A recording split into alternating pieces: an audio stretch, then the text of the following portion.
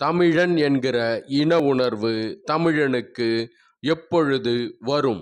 தமிழதிகாரம். இந்தியாவின் இன்னொரு மாநிலத்தில் இந்த மாநிலத்தை ஒரு தமிழன் ஆளலாமா என கேட்ட ஒரே ஒரு கேள்விக்கு கூடாது என வாக்குகளின் மூலம் பதிலளித்திருக்கிறார்கள் அந்த மாநில மக்கள். அத்துடன் அந்த மாநிலத்துக்காக இத்துணை ஆண்டுகளாக நேர்மையாக உழைத்த அந்த தமிழனை அவமதித்து அரசியலிலிருந்தே விலக வைத்திருக்கிறார்கள். கடந்த 50 ஆண்டுகளுக்கு மேலாக நம் தமிழ்நாட்டை திராவிடம் என்கிற பெயரில் தமிழர் அல்லாதவர்கள்தான் ஆண்டு கொண்டிருக்கிறார்கள். ஆனால் இங்கே தமிழ்நாட்டை வேறு மாநிலத்தவர் ஆளலாமா என கேட்டால் அப்படி கேட்கும் தமிழன் மீது பிரிவினைவாத முத்திரை குத்தப்படுகிறது. இங்கே திராவிடம் என்கிற பெயரில் எந்த மொழியை தாய்மொழியாக கொண்டவர்களும் கட்சி தொடங்கலாம். அவர்கள் யார் என்பதை பற்றி தமிழர்கள் வாய் திறக்கக்கூடாது. அப்படி வாய் திறப்பவர்கள் மீது இனவெறியன் என்கிற சேற்றை வாரி இறைப்பார்கள் திராவிட போர்வைக்குள் இருக்கும் பிற மொழி கயவர்களும் கூலிக்கு மாரடிக்கும் தமிழ் இன துரோகிகளும்.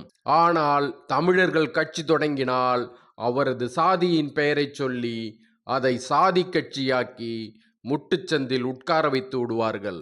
அதே திராவிட போர்வைக்குள் இருக்கும் பிற மொழி கயவர்களும் கூலிக்கு மாரடிக்கும் தமிழின துரோகிகளும் வந்தாரை வாழ வைக்கும் தமிழகம் என்கிற போதைச் சொற்களுக்கு இன்னும் எத்தனை நாட்களுக்கு நம் தமிழர்கள் மயங்கி கிடக்கப் போகிறார்கள்?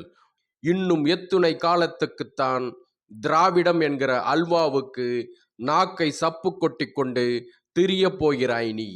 உனக்கு எப்பொழுதுதான் தமிழன் என்கிற இன உணர்வு வரும்? உன் மண்ணை வேற்றுமொழி ஆட்களை ஆளவிட்டதால்தான் உன் கோயில்களும் உன் ஊர்களும் வேற்றுமொழியில் பெயர் மாற்றப்பட்டன. உன் மண்ணை வேற்றுமொழி ஆட்களை ஆளவிட்டதால்தான் உன் தமிழிசை கர்நாடக இசையானது. உன் மண்ணை வேற்றுமொழி ஆட்களை ஆளவிட்டதால்தான் உனக்கு சொந்தமான பெருநகரங்களும் திருத்தலங்களும் வேறு மாநிலங்களுக்கு சொந்தமாயின. உன் மண்ணை வேற்றுமொழி ஆட்களை ஆளவிட்டதால்தான் உலகை ஆண்ட உன் மன்னர்களின் பெயர்களை தாங்கி நிற்க வேண்டிய நம் மண்ணின் பொது சொத்துக்கள் எவர் பெயரையோ தாங்கி நிற்கின்றன. உன் மண்ணை வேற்றுமொழி ஆட்களை ஆளவிட்டதால்தான் உன் மலைகளும் உன் ஆற்று மணலும் சுரண்டப்படுகின்றன. உன் மண்ணை வேற்றுமொழி ஆட்களை ஆளவிட்டதால்தான் அண்டை மாநிலங்களின் ஆபத்தான கழிவுகளை கொட்டும் குப்பை தொட்டியாகி கொண்டிருக்கிறது உன் நிலம்.